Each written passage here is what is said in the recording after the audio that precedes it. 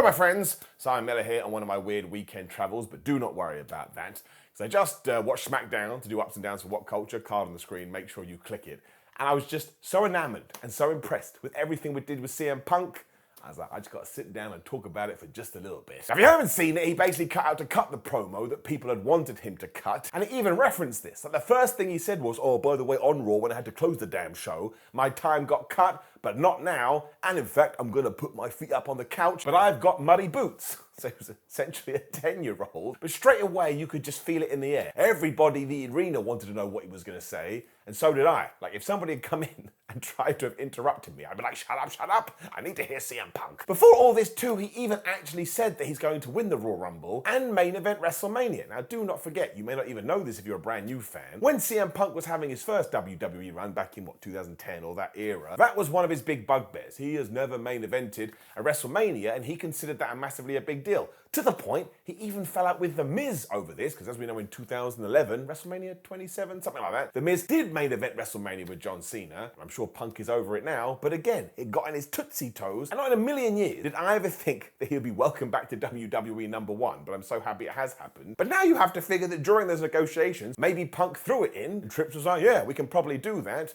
And of course, we have 2 nights at Mania now. And if night 1 is main evented by CM Punk versus Seth Rollins, especially after the food we've started to cook, I'm not going to mind at all. Let's just go through all the people that he did reference here. Again, that was the big thing people wanted on that opening Raw promo that we never got. But he talked about Cody Rhodes and finishing the story, and then they had a little bit of a tete-to-tete later, because Cody wants the main event WrestleMania, but now so does Punk, and he got the one that I was most looking forward to. He was like, oh, Roman Reigns, you've done really great even though you never turn up for the show. Don't forget, when it comes to your wise man, I was the OG Paul Heyman guy. And look, I did a whole video about this. I don't want to go over it again. But once we are ready to pull the trigger on that, I would have Paul Heyman screw over Roman Reigns, go with CM Punk, Punk goes mega heel, then Roman by then has lost his championships to Cody at WrestleMania 40, and he can start his babyface run. Because let's face it, whether you want that or not, that is obviously WWE's plan.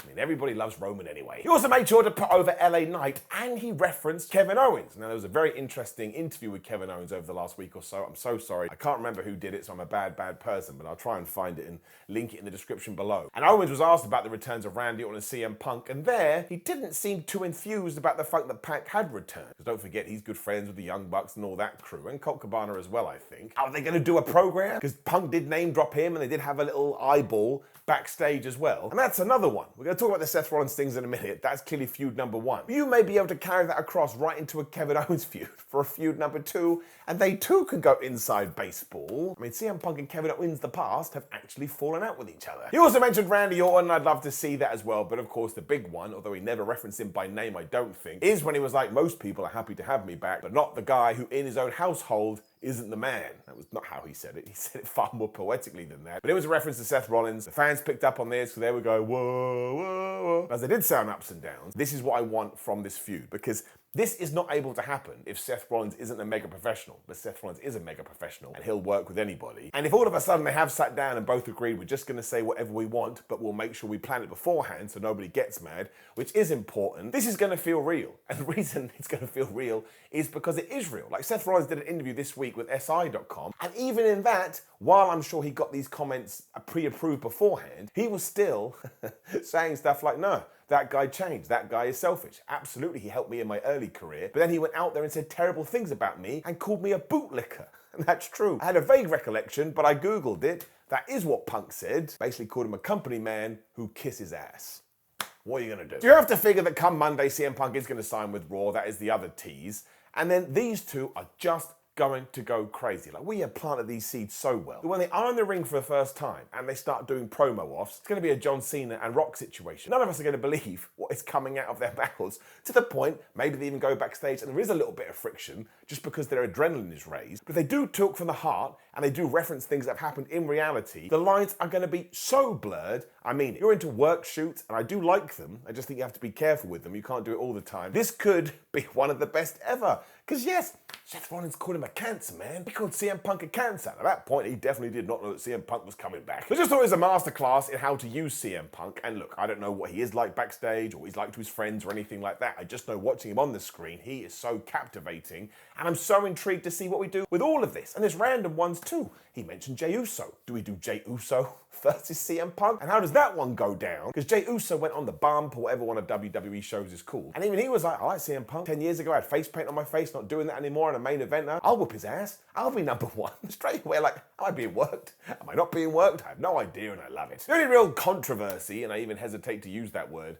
is that some people were like, well, let me just tell you what happened. So Punk dropped the line about, oh, Kevin Owens, he's a dude that likes to walk around in 2023 and punch people backstage. Of course, that was a reference to AEW and everything that happened with Jungle Boy without directly stating it. And the people in the arena on this evening didn't really understand what he was saying. I guess the reference went over their heads. So of course, the internet has to be like, oh my gosh, it was the worst thing ever. I mean, I got a video tomorrow about this, as long as this does go up on the Saturday.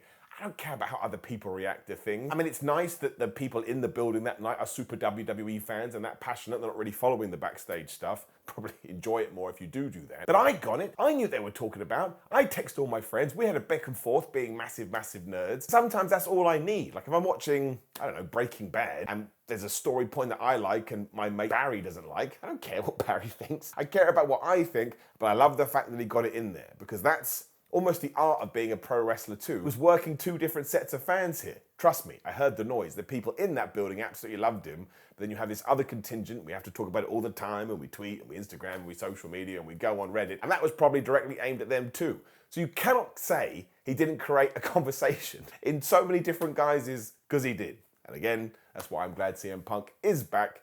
Just gets people talking. So I really do think you should go out and watch this today, because yeah, CM Punk has lit a fire under WWE's ass, which is amazing because they didn't need it anyway. They already had somewhat of a fire going. They just have so many superstars right now. I think that's my big takeaway. Given the Royal Rumble is like 6 weeks away or whatever it is, there is legitimately 10 people that could win, and I totally understand it. I'll try and name them, but I'll probably miss some people, so forgive me. But you can have CM Punk win, obviously. Randy Orton winning, wouldn't be massively surprised, although I think he'll take on Roman Reigns. If a Jey Uso did it, I'd love it, sort of like an under-the-radar choice. You have Cody Rhodes, you have a Kevin Owens, Sami Zayn, he could come back and do something. Why the flub not? Drew McIntyre, that would work. A Brock Lesnar could go, oh, and we'd all go crazy. And LA Knight, haven't even mentioned him. And there'll be other people too. You could have Solo Sikoa do it. You could call up Bron Breakker and try and push that way. I mean, it's not the time, but you could do it if you wanted to do it. I'm sure there's other people that I'm forgetting about too, but that's why it's so good. Gunther, he could go in there. And any one of these people could be victorious, which means you probably can rely less on surprises at the 2024 Royal Rumble, which hasn't always been the case. You've done such a good job in once again lighting a fire